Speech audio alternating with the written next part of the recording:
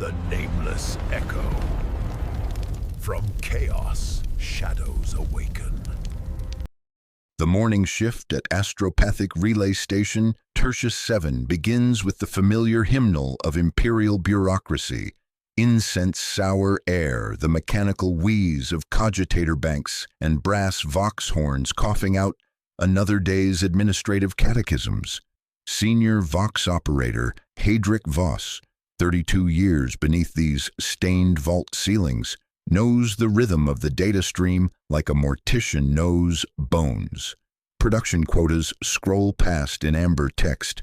Tithe assessments flow uninterrupted. The morning administratum broadcasts maintain their dutiful cadence across 47 worlds. Yet something surgical has been excised from the transmission logs. Not technical failures, Hedrick recognizes those. The salt blood taste of a dying astropathic choir, the drag in the ether when relays burn out. These are deliberate omissions, gaps carved with bureaucratic precision. Casualty reports that should arrive from neighboring sectors simply vanish from the queue. Supply requisitions disappear between one transmission cycle and the next. Entire planetary designations fade from the administrative record without explanation. Hedrick begins what all honest clerks eventually do, a private ledger hidden behind the official ones. His augmetic eye traces patterns across archived manifests, cross-referencing sector bulletins against the scatter of refugee beacons that slip past the sensors. The correlation builds with methodical patience. Worlds experiencing communication restructuring continue their routine reports for 60 to 90 days, then silence. Complete administrative erasure. The statistics are buried in classified munitorum analyses accessible only through senior clearance protocols. 73% of planets undergoing communication restructuring face Exterminatus within 180 standard days. The remaining 27% suffer conventional invasion, followed by decades of brutal reconquest. No world returns to normal administrative status once the silence begins. Understanding crystallizes like frost on metal. Exterminatus is not the desperate last resort of imperial propaganda. It is the final page of a form whose first line is silence. Worlds die twice, first in the ledgers, then in reality. Administrative death precedes material death with bureaucratic inevitability. Mordian Tertius spins its hives and foundries with dutiful mediocrity, textiles by the kilometer, low-grade munitions in drab crates, conscript-quality manpower for 17 neighboring systems, mid-tier manufacturing valuable but replaceable. The world's strategic assessment files classify 20 million souls as acceptable loss potential during sector-wide crisis scenarios. Hedrick files his private ledger under unverified anomalies and maintains the relay's song. Ships must be guided, quotas must be transmitted, the machine requires oil. But the simple fear takes shape in his augmetic processors, that his world has already begun its transition from reality to statistics following protocols refined across 10 millennia of systematic calculation. In the grim darkness of the far future, death arrives not with fanfare but with the terrible precision of bureaucratic silence, converting living worlds into mathematical necessities through the inexorable machinery of imperial administration. The Imperium does not meet crisis with improvisation. It meets crisis with ledgers. When multi-system incursions overwhelm imperial resources, the Administratum activates classified procedures known as triage protocols, systematic frameworks for categorizing worlds by strategic necessity versus defensive cost. These calculations operate with surgical precision, weighing survival against expenditure through algorithms refined across 10 millennia of managed catastrophe. The arithmetic is older than most dynasties, amended after every sector-wide disaster, and it speaks a simple language. prioritize the arteries, cauterize the flesh.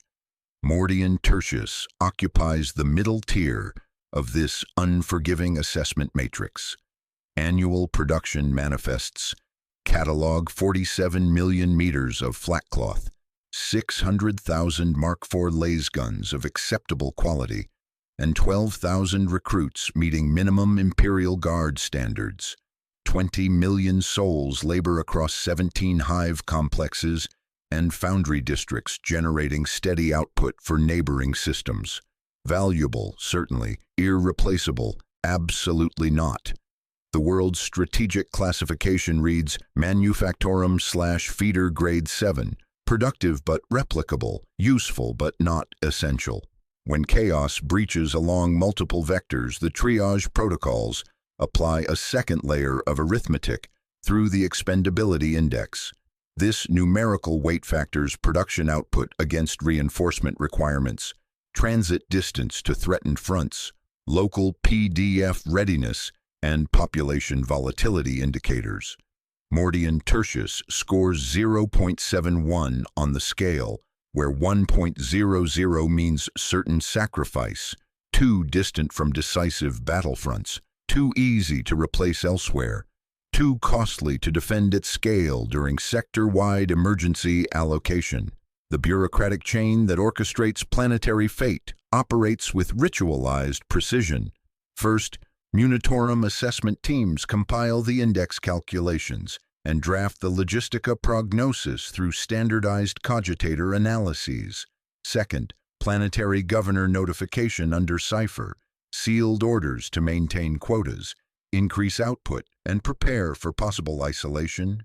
Third, ecclesiarchy spiritual preparation disguised as routine moral reinforcement campaigns, complete with sermon kits and litanies of acceptance. Finally, inquisitorial review, ostensibly verifying purity but functioning as legal authorization for whatever follows. The euphemisms carry precise institutional meaning.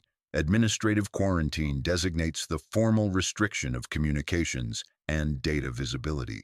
Casualty reports vanish from intersystem networks. Traffic manifests undergo strategic redaction, and petition channels close without explanation.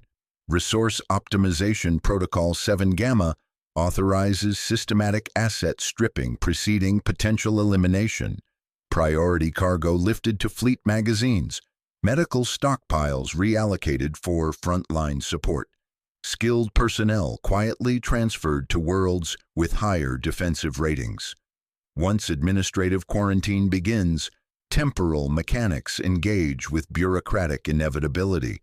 Local authorities receive 90 to 180 standard days to complete essential personnel evacuation and material asset recovery. The shorter window applies to worlds near active warp routes, requiring immediate fleet redeployment. The longer schedule serves worlds whose death can be coordinated between major operations. Deliverables are enumerated through standardized manifests, names sorted by utility-grade classifications, sealed inventories of archaeotech fragments, gene sample caskets, and sacramental records proving mass rites have been performed. Throughout this process, production quotas do not relax. They intensify. Governors receive instructions to suppress civilian unrest through maintained routine, the most efficient psychological narcotic available. The administrative machine continues humming while the foundation is systematically removed beneath it. The mathematics reduce worlds to statistical problems requiring procedural solutions. But statistics become faces when quotas meet doorways at dawn with stamped orders and enforcement squads. Essential personnel becomes a phrase with consequences. Who merits salvation? Who faces abandonment? And who controls these determinations? As sealed orders convert entire populations into ledger entries, how does a planetary governor maintain psychological coherence while serving as executor of his own world's death? The sealed administratum orders arrived 47 days ago in a cipher-locked case bearing the triple eagle sigil of absolute authority. Planetary Governor Vex Malthorn, eighth of his lineage to govern Mordian Tertius, read the directive 3 times before accepting its bureaucratic clarity, maintain production quotas, and civil stability, while implementing Resource Optimization Protocol 7 Gamma. Since then, his mornings have become a liturgy of signatures converting 20 million lives into administrative variables. The protocol operates through systematic asset stripping disguised as routine bureaucracy. Food shipments undergo strategic redirection for frontline necessity. 40% of agricultural output now feeds Imperial Guard regiments 3 systems distant, while civilian rations drop below subsistence levels. Medical supplies face emergency requisition for combat theater support. Surgical equipment, antibiotics, and plasma reserves disappear into fleet magazines, leaving Hive clinics with bandages and prayer. PDF equipment receives priority theater transfer authorization. Laser guns, flak armor, and Vox units vanish overnight, reducing planetary defense forces to ceremonial weapons and obsolete communications gear. Malthorn signs each requisition with practiced detachment, his augmetic hand moving across parchment while his organic mind constructs protective barriers between action and consequence. He employs the imperial art of compartmentalization, green ink for logistics transfers, red for security reallocations, black for faith expenditures. The colors keep thoughts in separate lanes. The lanes prevent panic from widening into comprehension. He does not remove food, he optimizes distribution. He does not strip hospitals, he reallocates care. He does not disarm regiments, he aligns assets to theaters of decisive value. When unified understanding threatens, he repeats the catechism of office. Order is mercy, mercy is duty, duty is peace. The psychological mechanisms of institutional complicity provide essential insulation. Bureaucratic euphemisms transform murder into management.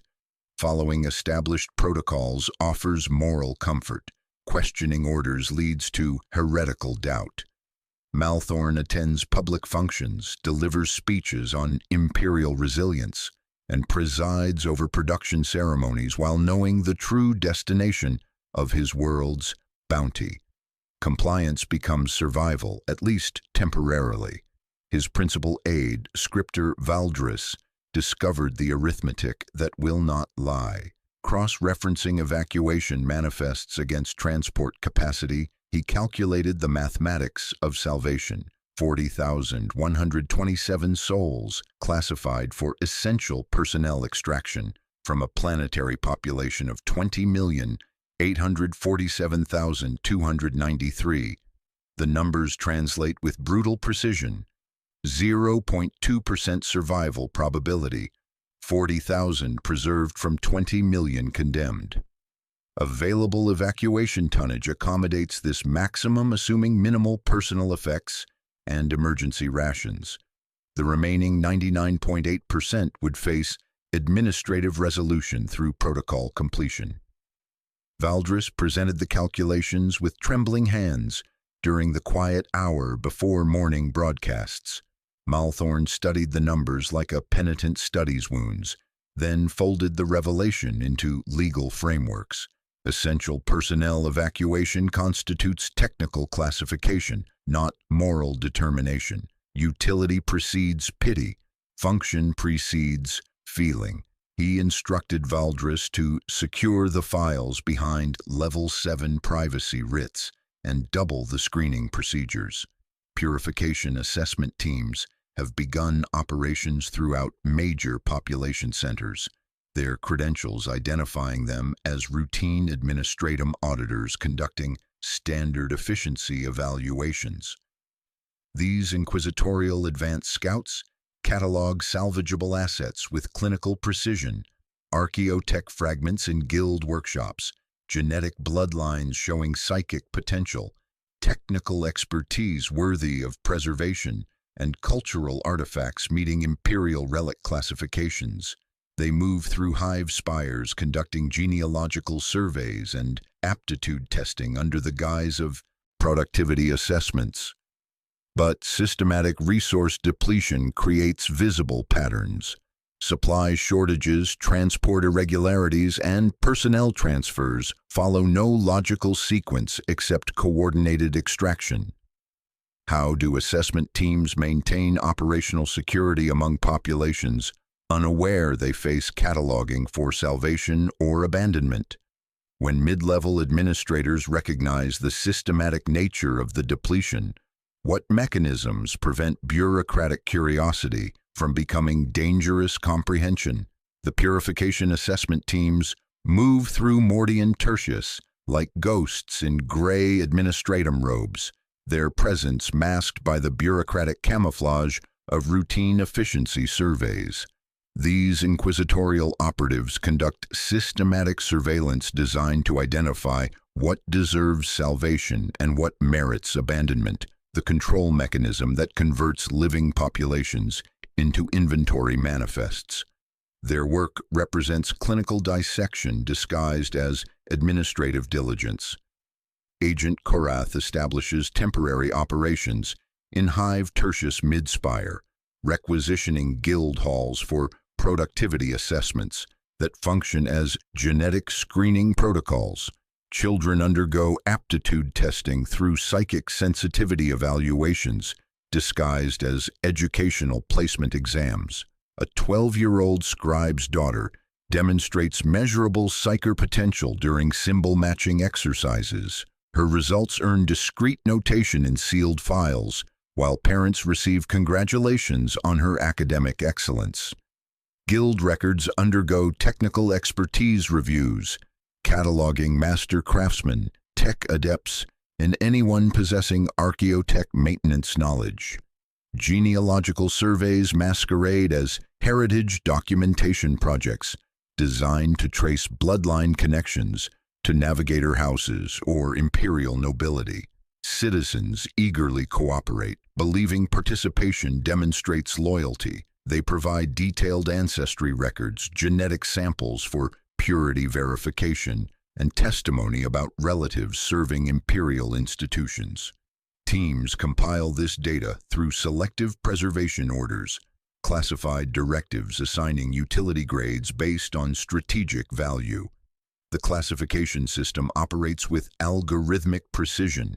Alpha grade designates irreplaceable assets, tech priests, confirmed psychers, navigator bloodlines. Beta grade covers valuable specialists, senior engineers, experienced medici, proven officers.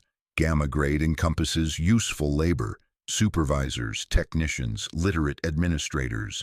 Delta grade includes marginal utility, basic workers, service personnel. Epsilon grade constitutes expendable population, elderly, infirm, unskilled masses requiring no preservation consideration. Contamination surveys operate parallel to preservation assessments, searching for evidence justifying exterminatus through moral necessity rather than strategic calculation. Teams examine cult activity reports, investigate unexplained disappearances suggesting xenos, infiltration, and catalog suspected heretical behavior. They review ecclesiarchy confession records, analyze crime patterns for chaos influence, and test water supplies for biological contamination. These surveys manufacture justifications for predetermined elimination while identifying genuine threats.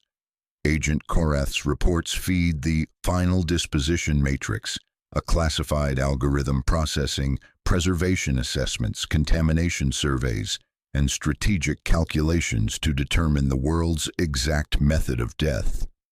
Orbital bombardment for clean elimination, virus bombing for biological purification, or cyclonic torpedo deployment for total sterilization. Each option requires specific justification through documented contamination levels and salvage requirements.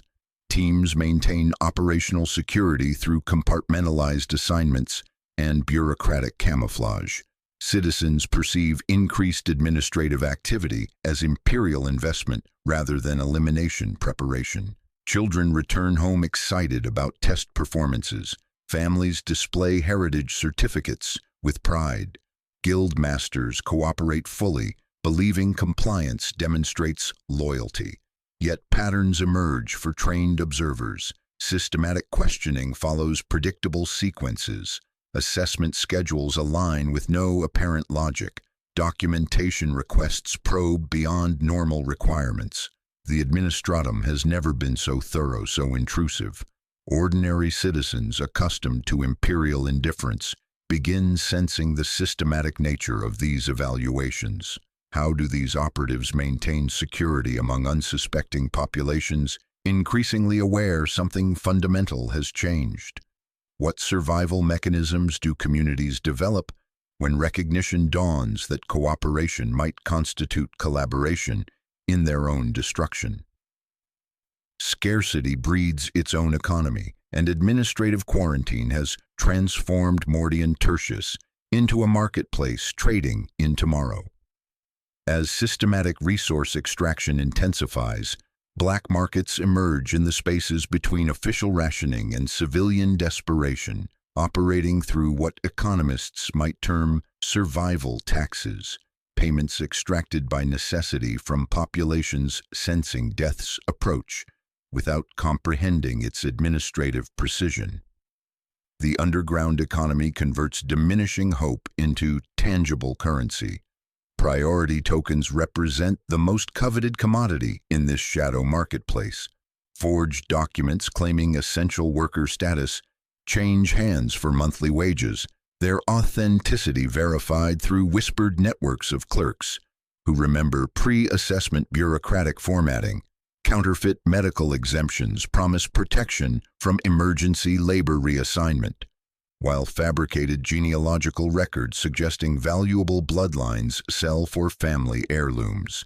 These documents function as anchors to futures that, for most bearers, will never arrive.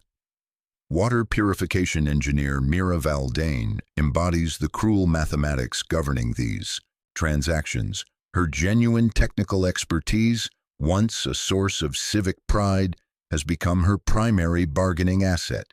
She trades maintenance protocols for Hive Tertius filtration systems to mercy broker Kellex, receiving promised placement on an evacuation priority list that exists primarily in his imagination. The transaction costs her life savings and her mother's sacred jewelry, payment for a whispered 3% probability of salvation that bears no relationship to the established 0.2% actual evacuation capacity. The economics operate with predatory precision.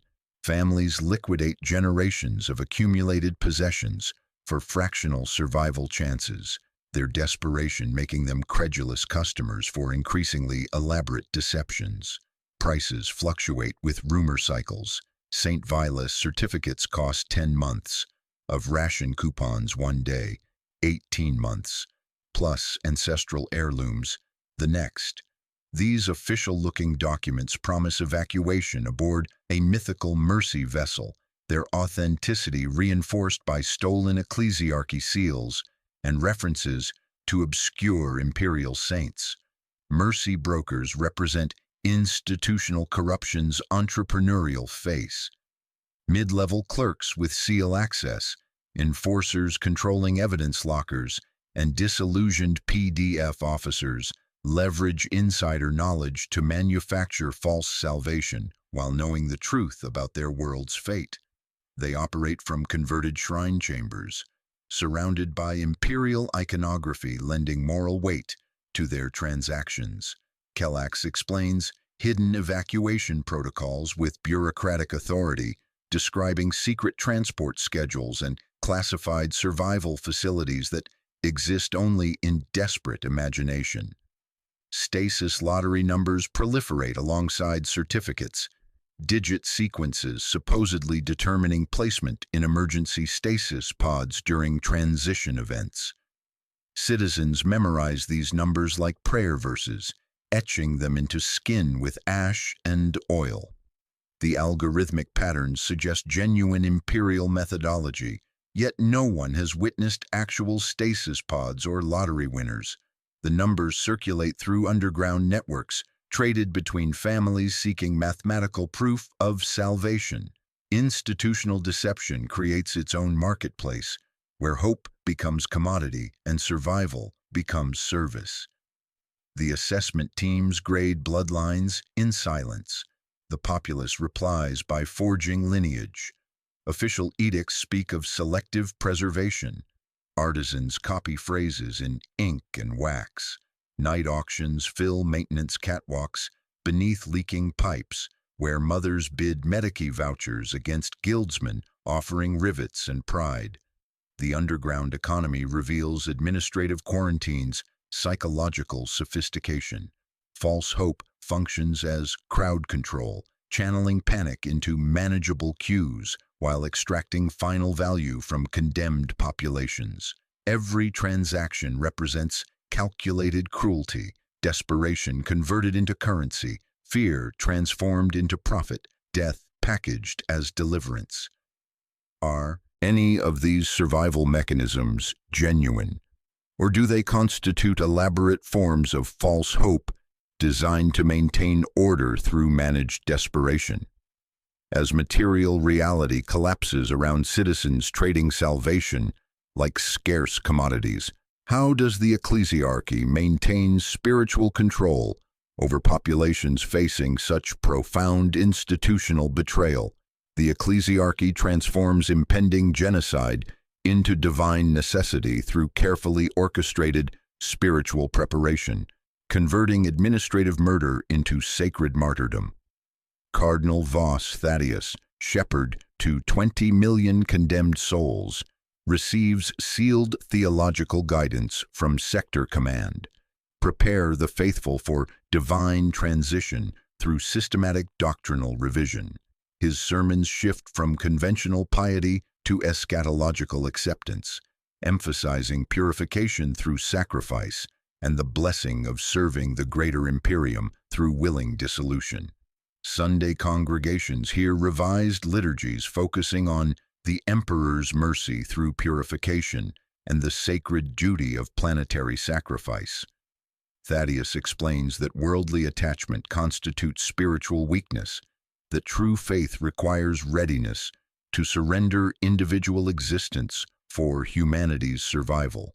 His homilies cite obscure theological precedents where entire populations achieved sainthood through collective death, their sacrifice preventing greater corruption from spreading across neighboring systems. The doctrinal framework transforms anticipated extinction into religious privilege.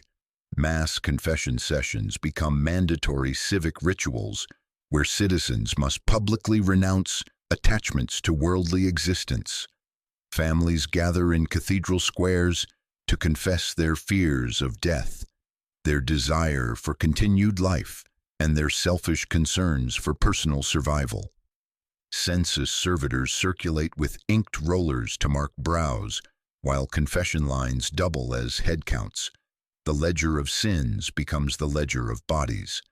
These ceremonies function as psychological preparation while identifying citizens requiring additional spiritual counseling. The Church distributes final sacrament kits, glass ampoules of blessed poison accompanied by prayer scrolls promising pure death in the Emperor's grace, rather than suffering through orbital bombardment. Each kit includes picked instructions for administration to children and the infirm, presented as mercy rather than murder. The poison offers illusion of agency while serving practical crowd control, reducing orbital bombardment requirements and teaching households to remain stationary during crucial hours. Theological concepts support systematic preparation through planetary martyrdom doctrine, teaching that worlds facing elimination achieve collective sainthood through willing sacrifice. The ritual of collective absolution involves entire communities in ceremonies designed to psychologically prepare them for extinction. Neighborhoods gathering for purification rites where Participants symbolically surrender individual identities to serve the Emperor's greater will. These rituals normalize mass death while reinforcing social bonds that prevent panic and resistance. Purity seals for the dead represent the Church's final gift, blessed tokens meant to ensure proper soul passage during Exterminatus.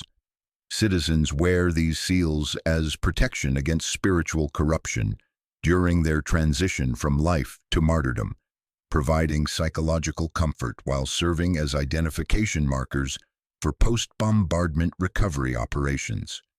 Religious authority becomes complicit in mass death by providing moral framework justifying planetary elimination. Hodrick hears sermons praising silent service and recognizes the cadence of classified memoranda. Mira receives spiritual counseling about remaining home during the Vigil of Ash.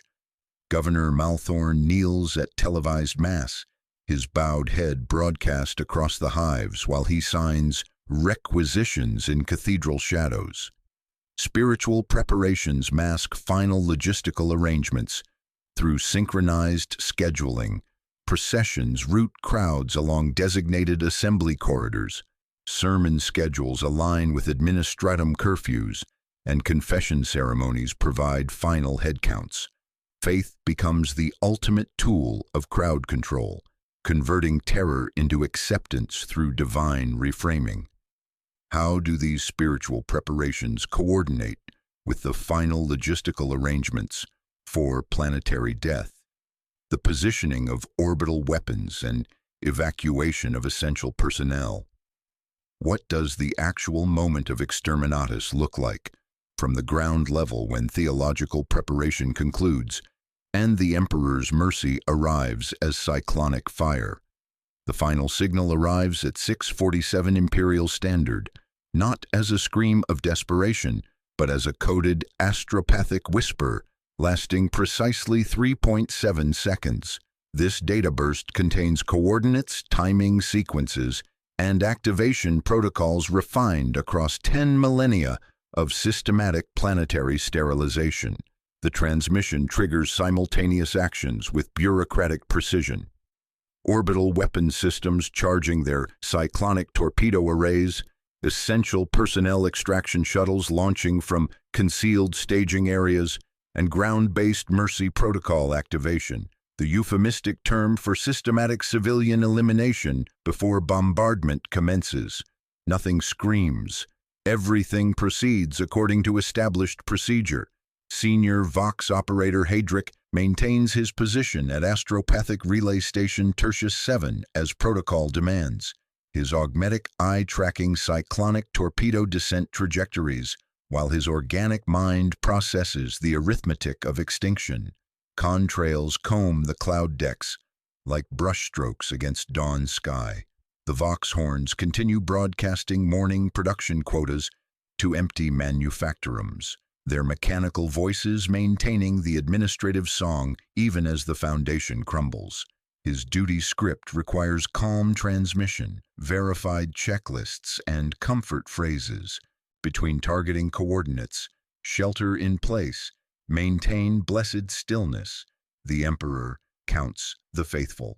The relay's auspex registers launch separations with metronomic precision, each blip representing megatons of imperial resolve descending toward his world. Mira clutches her St. Vilas certificate and forged priority tokens, documents that cost her family's accumulated wealth and her mother's sacred jewelry, as enforcement squads herd crowds toward processing centers established in former grain silos and textile warehouses. Her water purification expertise, once bargaining currency for salvation, proves worthless against the reality of crowd control. The certificates that promised passage aboard mythical mercy vessels now reveal their true function as sophisticated herding mechanisms, their distribution patterns corresponding exactly to processing center locations. Families gather in designated assembly areas, their purchased genealogies and evacuation documents, creating orderly queues for systematic elimination. Over public voxcasters, synthetic voices announce the final absolution ritual, urging citizens to remain calm and await their emperor-given transition. The promised embarkation galleries are descending ramps that lead to sealed chambers. Processing halls smell of warm metal and lemon cleanser, while medici servitors harvest final biological samples for Imperial archives. Governor Malthorn observes from orbital platform Salvation 7, his sealed transport having lifted 47 minutes before the final signal transmitted. Through reinforced viewports, he watches 20 million lives reduced to thermal signatures on tactical displays. The world he governed transforming from living planet into statistical problem requiring procedural solution. His aide Valdris stands beside him, both men witnessing the culmination of their administrative participation. Below them, Mordian Tertius becomes abstract geometry, impact zones, elimination percentages, asset recovery coordinates. Console readouts scroll with cold data. Population reduction 99.8%. Essential personnel extraction complete. Atmospheric ignition sequence initiated. He signs completion authorizations while an auto-chapel recites the litany of necessary sorrow, procedure protecting him from the weight of 20 million deaths. Mercy protocol executes with industrial efficiency throughout designated processing zones. Citizens holding legitimate final sacrament kits consume their blessed poison in family groups, choosing chemical death over orbital fire. Those lacking sacraments face systematic elimination through methods designed to minimize infrastructure damage. Enforcement squads equipped with flamers and bolt weapons work through assembly areas with methodical precision, their actions coordinated by Vox operators reading from standardized procedural manuals. This represents not chaotic destruction but methodical sterilization, following protocols developed across centuries of Imperial experience. Crowd control mechanisms channel populations into predetermined kill zones. Communication blackouts prevent panic from spreading beyond manageable areas. The cyclonic torpedoes detonate in carefully calculated sequences, their plasma cores breaching the planetary crust and releasing volatile atmospheric gases.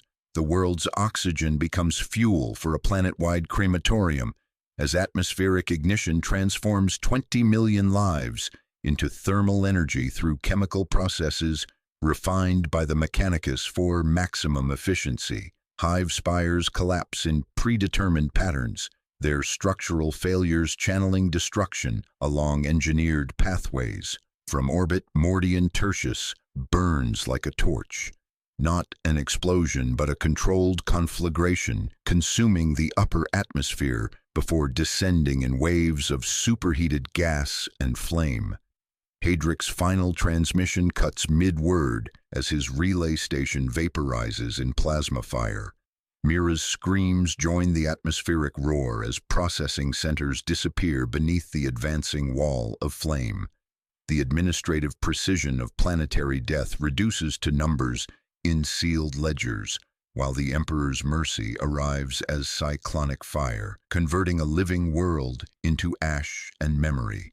Yet some survive in deep shelters and forgotten bunkers, their existence unaccounted for in evacuation manifests, inconvenient witnesses to systematic betrayal.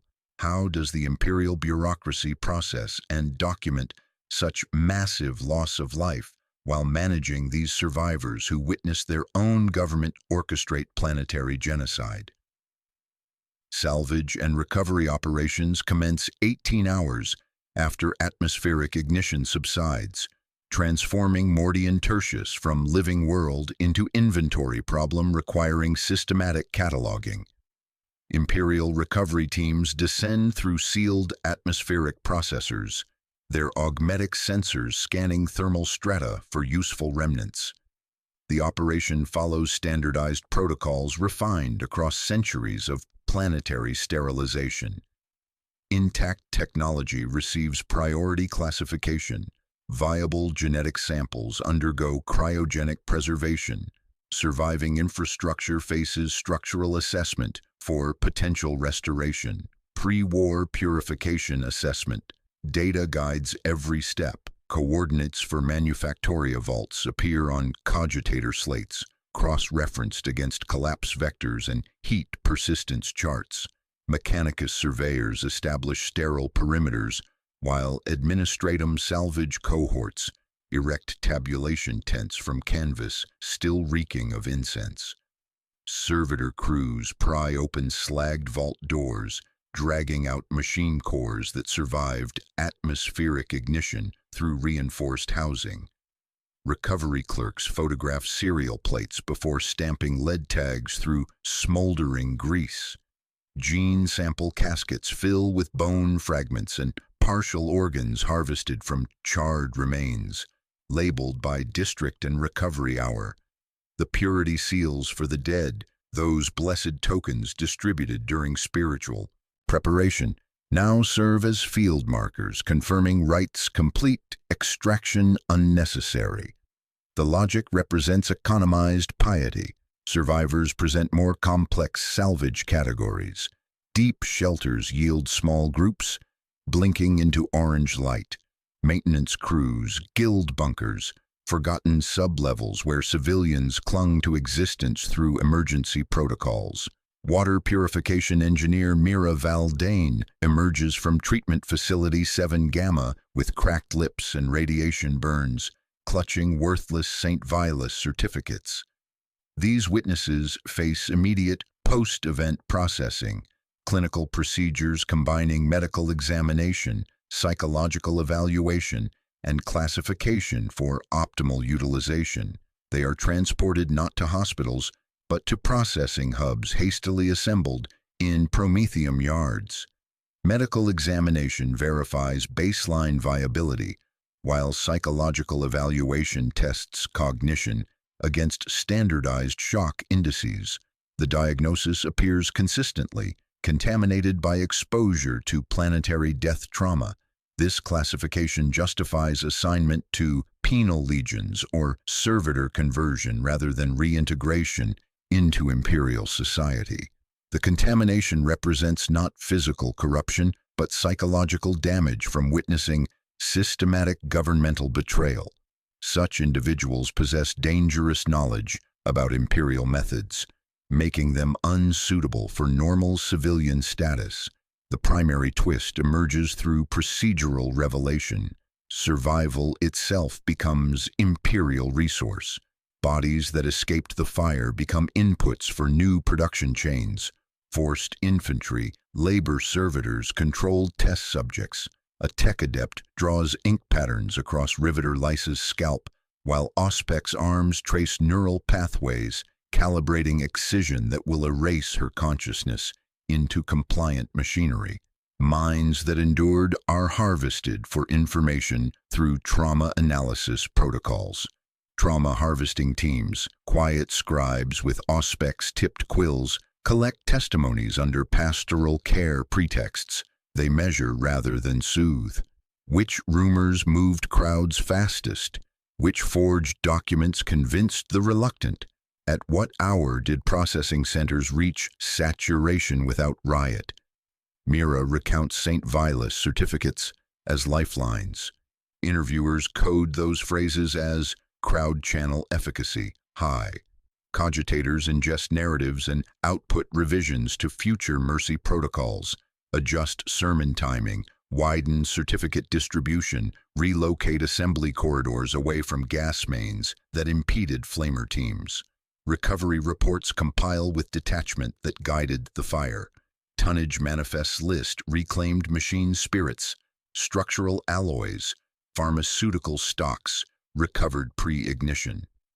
Gene vault tallies mark sufficient variety maintained. Somewhere in these pages, survivor names become numbers aligned to fate columns. The world cools. The work continues. How does the Administratum officially record and justify the elimination of 20 million citizens through documentation systems that transform mass murder into statistical necessity? What bureaucratic mechanisms convert genocide into routine administrative success while maintaining institutional coherence across imperial governance structures?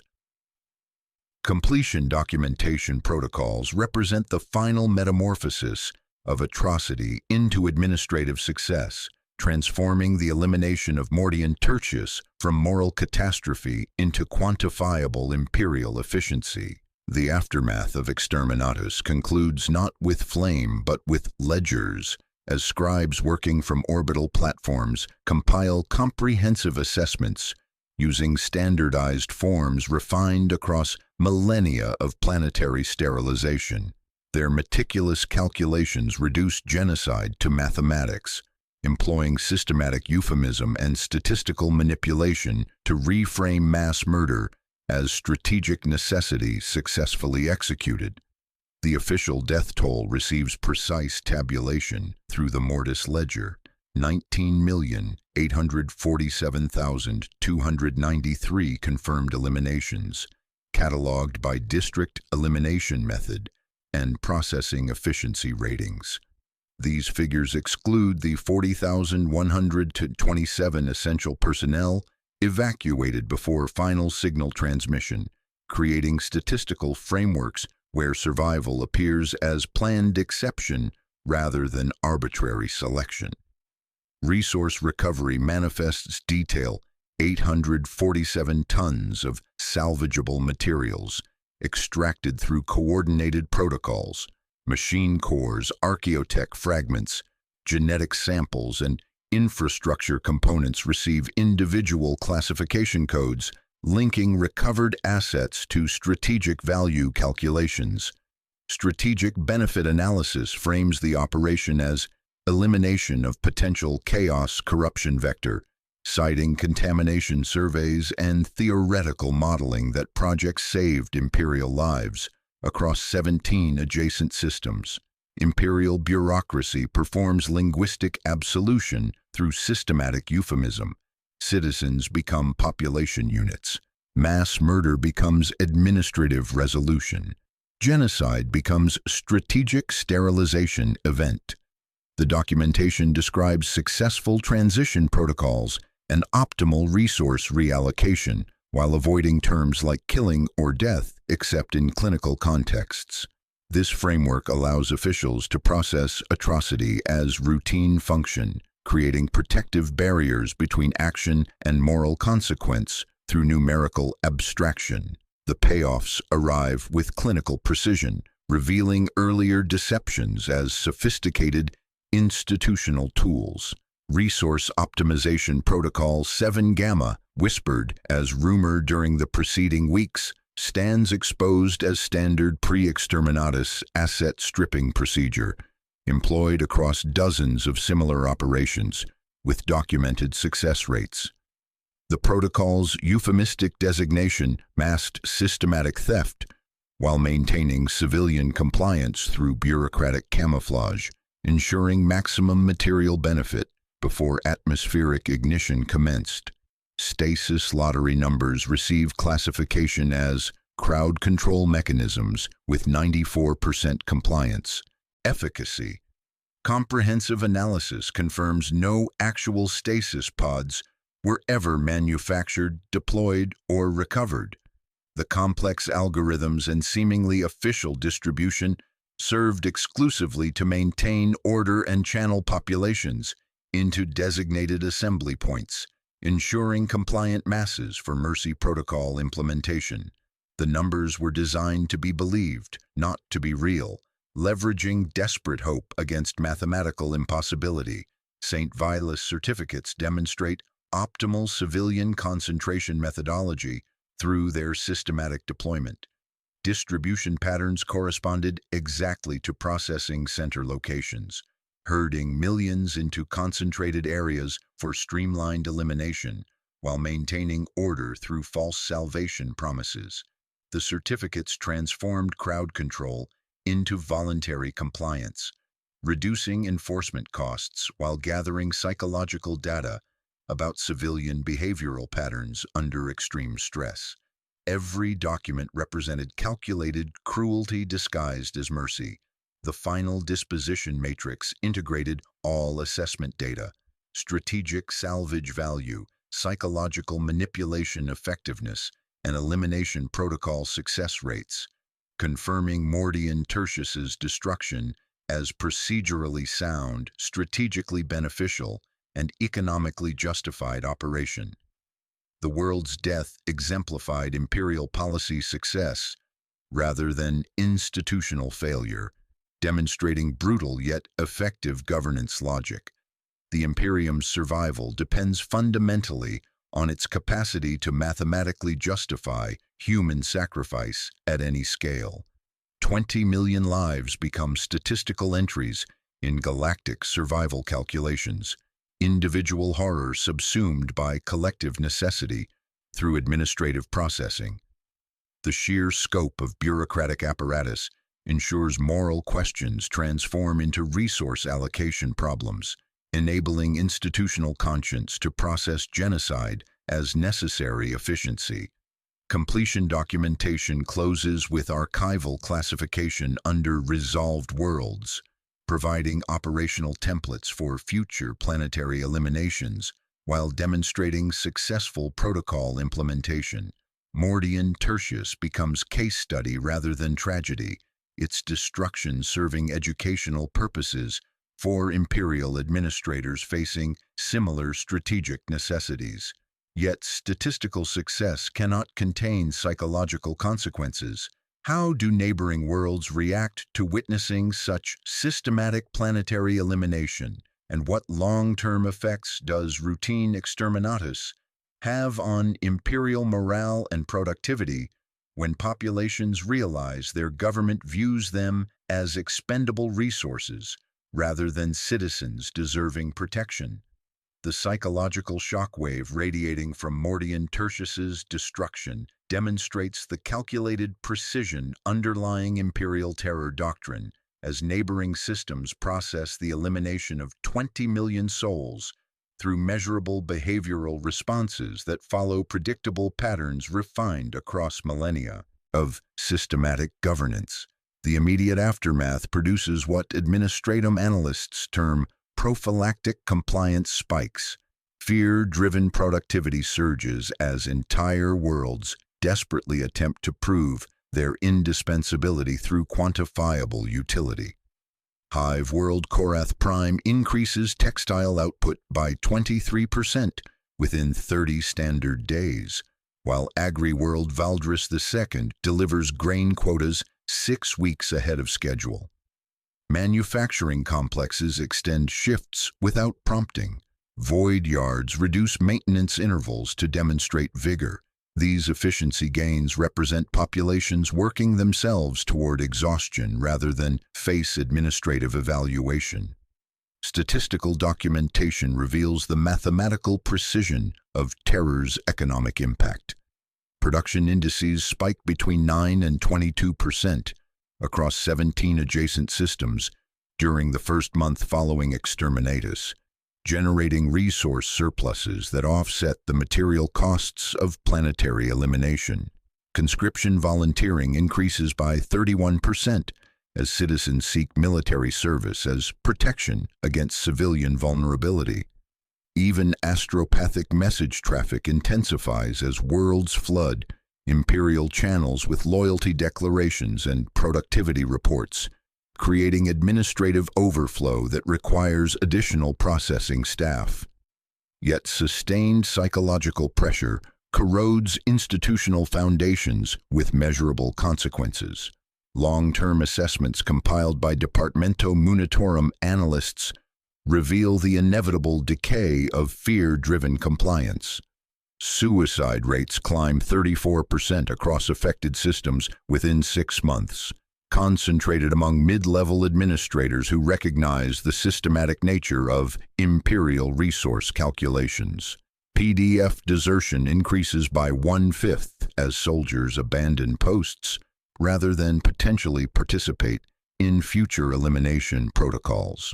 Most critically, compliance fatigue emerges. psychological exhaustion where populations cease responding to imperial directives with appropriate enthusiasm, creating administrative drag that threatens sector-wide efficiency.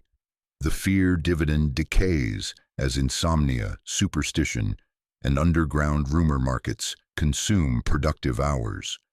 The Imperium addresses this psychological fallout through morale stabilization protocols, sophisticated propaganda campaigns designed to reframe planetary elimination as protective necessity rather than arbitrary destruction. Administratum Scriptoria distribute identical Vox Doctrine sheets, emphasizing Exterminatus as protection, not punishment, while ecclesiarchy choirs broadcast sanitized narratives about hidden corruption nullified and infant souls saved through cleansing fire.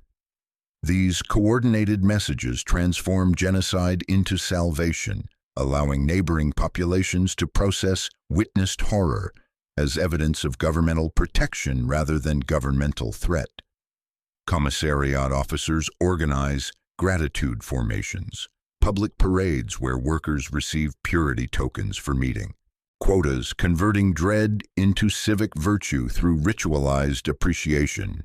Example, efficacy represents core imperial doctrine governing the strategic deployment of terror as administrative efficiency tool. Internal analyses confirm that systematic planetary elimination maintains order more effectively than conventional enforcement across multiple systems simultaneously, yielding superior resource allocation through psychological leverage. The mathematics favor strategic terror. Eliminating 20 million prevents potential uprising among 200 million, creating net population preservation through selective brutality. One world's destruction generates compliance across dozens through calculated psychological impact rather than direct coercion. Exterminatus events receive careful timing and coordinated publicity to maximize their psychological effect on surrounding systems. Mordian Tertius's destruction was broadcast during peak civilian hours across sector Vox networks, ensuring maximum witness populations while synchronizing with propaganda releases about corruption discovery and purification necessity. Astropathic traffic control deliberately holds orbital merchant lanes long enough that cargo crews cannot avoid witnessing the ash halo, then lifts restrictions to spread testimonies along trade routes. The spectacle serves educational purposes, demonstrating imperial resolve while teaching compliance through visceral example. Propaganda frameworks adapt witnessed horror into protective mythology through systematic narrative control. Memorial vigils rebrand the eliminated as protective saints, whose sacrifice shields neighboring worlds from similar corruption. Vigil of preservation holidays command gratitude rather than grief, while denunciation quotas convert residual fear into civic virtue by encouraging citizens to report rumor-mongers and defeatists. These mechanisms channel psychological trauma into institutional loyalty, transforming potential rebellion into renewed compliance. Yet the officials orchestrating this psychological theater require their own protective mechanisms. Internal catechisms circulate teaching that arithmetic is mercy, while chaplains conduct closed confessions exclusively for administrators processing mass death. Chemical prescriptions for dreamless sleep extend under administrative seal to personnel managing completion documentation. The institutional machinery that converts atrocity into necessity demands constant maintenance of its own psychological coherence. The systematic nature of witnessed planetary elimination creates fundamental questions about imperial governance that propaganda cannot entirely suppress.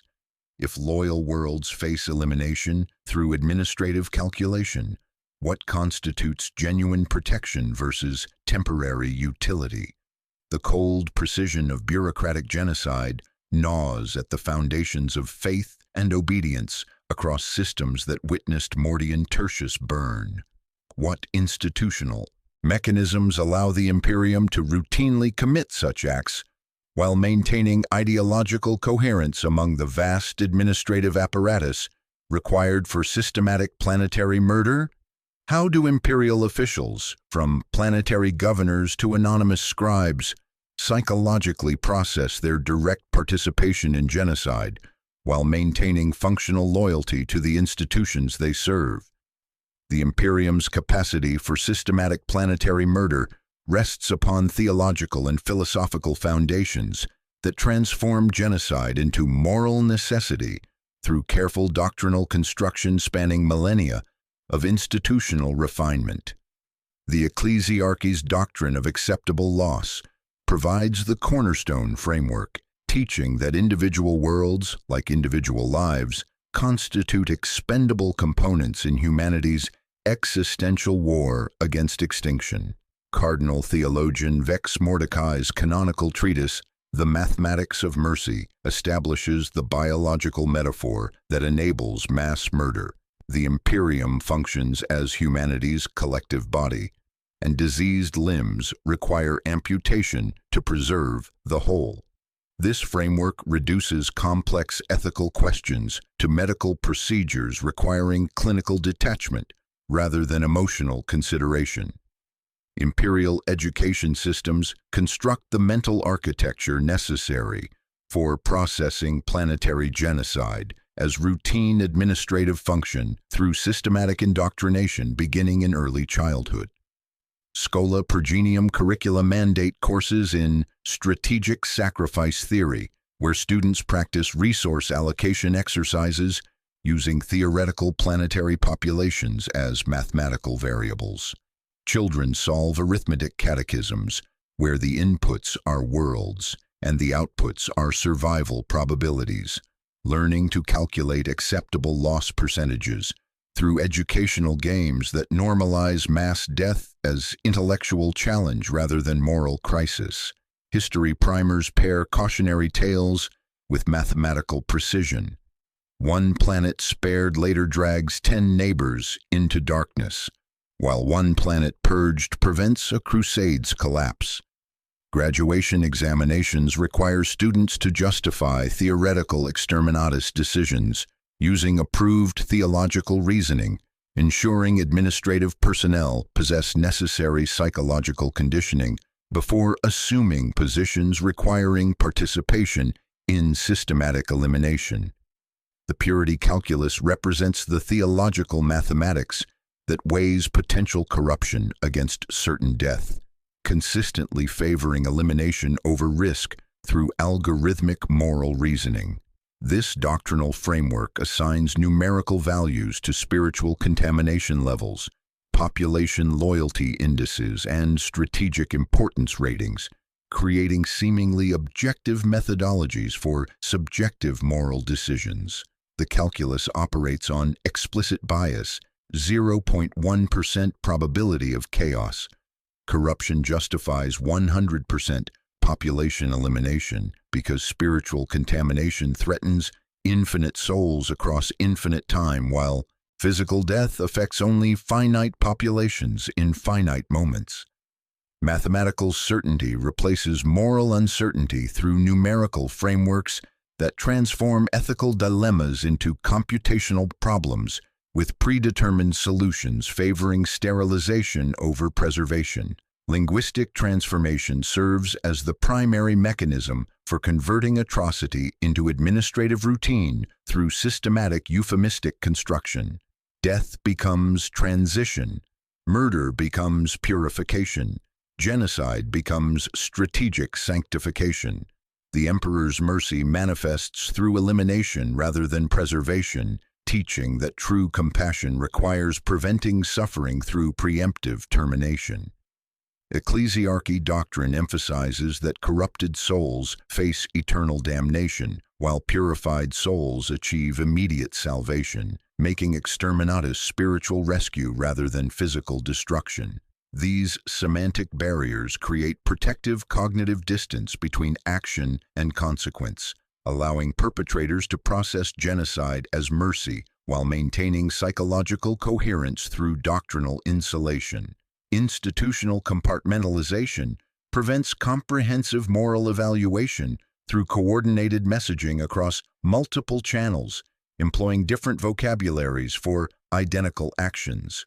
Administratum broadcasts emphasize statistical necessity, while ecclesiarchy sermons stress spiritual protection. Military briefings focus on operational efficiency, while academic texts explore survival optimization. Each institution provides distinct terminology for planetary elimination, creating fragmented understanding that masks coordinated ideological control through apparent intellectual diversity. Citizens receive consistent messages through varied sources, reinforcing doctrinal acceptance without recognizing systematic manipulation. Ritual and ceremonial reinforcement normalize genocide through religious routine, making mass murder part of spiritual practice rather than exceptional crisis. Morning prayers include gratitude for protective elimination of corruption vectors. Evening sermons emphasize blessed preservation through strategic sacrifice.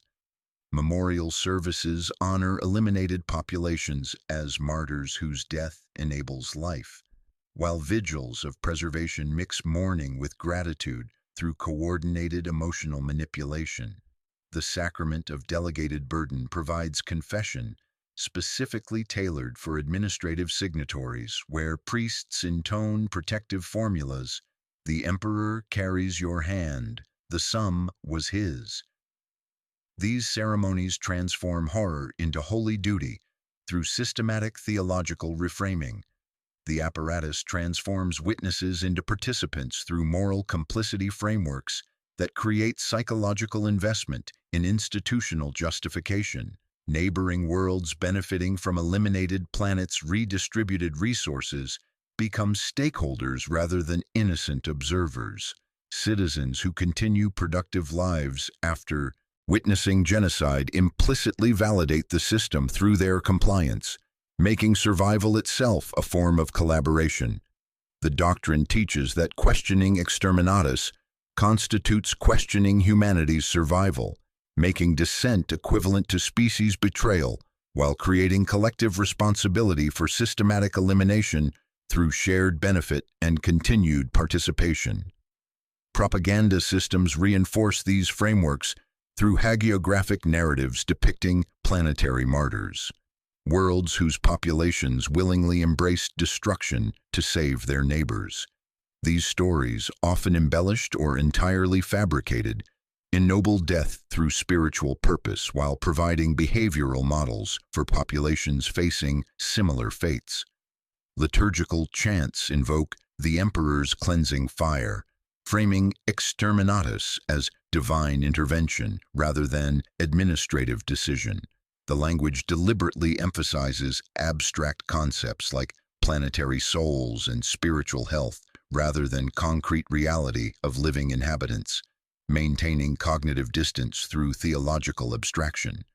This ideological construction enables imperial officials to execute systematic planetary murder while maintaining psychological coherence and institutional loyalty. The framework insulates participants from moral culpability by positioning them as instruments of divine will rather than agents of destruction, teaching that hesitation constitutes theft from humanity's survival ledger, while compliance represents sacred duty to species preservation. Yet the physical remnants of destroyed worlds require long-term management to maintain both material utility and psychological impact. These cooling cinders cannot simply be abandoned. They must serve continuing imperial purposes while preserving the terror value that makes Exterminatus effective as crowd control mechanism.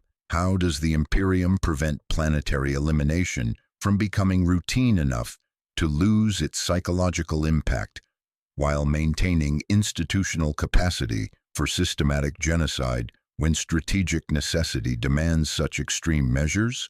What happens to the physical remnants of destroyed worlds in the long term, and how does the Imperium balance the need for systematic planetary elimination capability against the risk that routine familiarity might diminish the terror value essential for maintaining compliance across neighboring systems.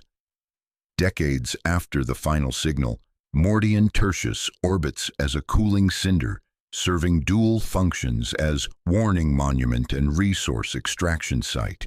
Its transformation from living world to administrative asset, representing the calculated efficiency underlying Imperial planetary elimination protocols. The dead world's surface bears the geometric scars of systematic salvage operations, tungsten drilling platforms descending through vitrified hive spires, magneto-tether crawlers hauling refined ingots from slagged manufactoria, and automated extraction units working seams of rare minerals concentrated by atmospheric ignition temperatures. The Exterminatus event functioned as massive geological processing operation, purifying ore deposits through thermal refinement while eliminating extraction complications posed by civilian populations, environmental regulations, and infrastructure maintenance requirements. Monitoring stations dot the dead meridians, hermetic installations linked by buried cableways and equipped with comprehensive detection arrays scanning for chaos corruption residue. Auspex masts sweep cooling basalt flows for spectral anomalies while seismic sensors monitor core stability during deep-bore mining operations. Every quarter cycle, personnel rotations prevent fraternization with planetary ghosts, while maintaining absolute vigilance against warp taint resurgence. The monitoring apparatus operates with the same bureaucratic precision that orchestrated the world's elimination, ensuring spiritual safety while maximizing material recovery through coordinated protocols refined across centuries of similar operations.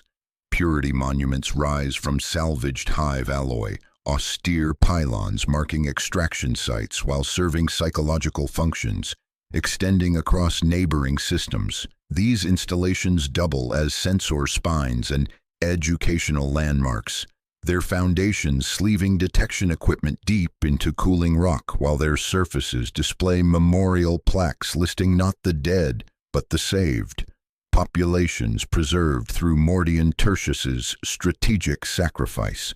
Trade routes deliberately pass within sensor range, ensuring merchant crews witness the consequences of insufficient loyalty while transmitting productivity statistics from systems benefiting from the elimination.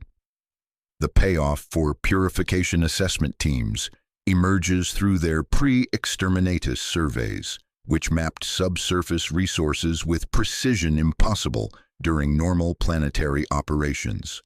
Assessment data guides mining platforms to optimal extraction coordinates, while avoiding areas where potential chaos taint might have penetrated bedrock, making planetary death economically profitable rather than purely strategic necessity.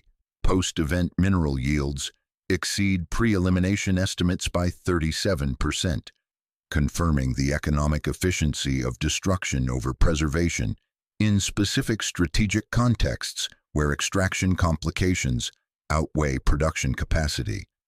Orbital space hosts Memento Mori Station, where Imperial officials undergo mandatory witness rotations designed to reinforce institutional resolve through visceral education.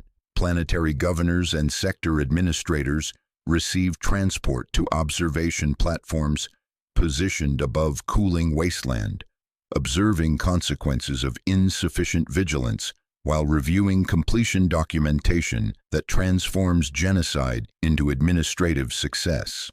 The station's briefing chambers display tactical analyses, showing elimination phases alongside economic projections, teaching visitors to process systematic murder as successful governance through mathematical frameworks that convert atrocity into necessity. The dead world generates more value as corpse than it ever produced as living planet, its continued utility demonstrating Imperial efficiency in converting destruction into resource through systematic planning and coordinated implementation. Mordian Tertius exemplifies the mathematics underlying imperial survival, worlds serving the Imperium better through calculated death than continued existence, their elimination creating economic, educational, and psychological benefits that justify administrative investment in planetary murder. Yet this calculated utility crystallizes fundamental questions about imperial governance philosophy and institutional methodology. Is Exterminatus an aberration reserved for exceptional circumstances, or has systematic planetary elimination become routine administrative tool employed whenever calculations favor destruction over preservation? What does the future hold for worlds currently undergoing communication restructuring, their silence marking the first step toward joining Mordian Tertius as monuments to imperial arithmetic? The morning shift at Astropathic Relay Station Prime 7 begins with the familiar liturgy of imperial bureaucracy. Incense-thick air, cogitator banks cycling through startup sequences, and brass vox horns broadcasting another day's administrative catechisms across Hive World Korath Prime. Senior Vox operator Lisa Thorne, recently transferred from Mordian Tertius before its strategic reallocation, settles into her augmetic interface while reviewing transmission logs from the previous cycle. Production quotas scroll past in amber text. Tithe assessments maintain their dutiful rhythm. The morning administratum broadcasts continue across 29 worlds, yet something surgical has been excised from the data stream, not technical failures. Lisa recognizes those from her previous posting. The metallic taste when astropathic choirs burn out. The lag when relay stations suffer equipment decay. These are deliberate omissions, gaps carved with bureaucratic precision. Casualty reports that should arrive from neighboring sectors simply vanish between transmission cycles. Supply requisitions disappear from manifests without explanation. Entire planetary designations fade from administrative records with clinical efficiency. The recognition arrives like cold metal against augmetic nerve endings. She had witnessed this pattern before, learned its terrible cadence during her final months on Mordian Tertius, before her routine personnel transfer lifted her away from 20 million condemned souls. Lisa begins what honest clerks eventually do, a private ledger hidden behind official reports, cross-referencing archived manifests against the scatter of refugee beacons that slip past sensors. The correlation builds with methodical patience. Worlds experiencing routine communication, delays continue normal functions for 60 to 90 days, then silence, complete administrative erasure preceding material elimination. Korath Prime spins its manufactoria with reliable mediocrity, chemical synthesis, mid-grade electronics, conscript-quality manpower for neighboring systems. 23 million souls labor across 14 Hive complexes, generating steady output while remaining vulnerable to expendability index calculations during sector-wide crisis scenarios. The world's strategic assessment files classify populations as acceptable loss potential during resource allocation emergencies. Somewhere in sealed chambers, Munitorum assessment teams compile strategic calculations through standardized cogitator analyses. Resource Optimization Protocol 7, Gamma awaits activation. Purification assessment teams receive deployment orders disguised as routine efficiency surveys. The machinery of systematic elimination engages with the same methodical precision that reduced her previous world to cooling ash and memorial monuments. Lisa files her observations under transmission anomalies while maintaining the relay's mechanical song. Ships require guidance. Quotas demand transmission. The administrative machine requires constant lubrication through routine compliance. She completes her morning report, documenting routine operational status, while unaware that her world has entered the administrative process that transforms living planets into statistical necessities through coordinated elimination protocols. In the grim darkness of the far future, survival is not a right but a privilege earned through utility, measured by productivity and revoked by necessity. The Imperium endures through the arithmetic of acceptable loss, converting 20 million lives into ledger entries while the Voxhorns continue their mechanical hymn. Another world begins its transition from reality to statistics through the inexorable machinery of imperial governance.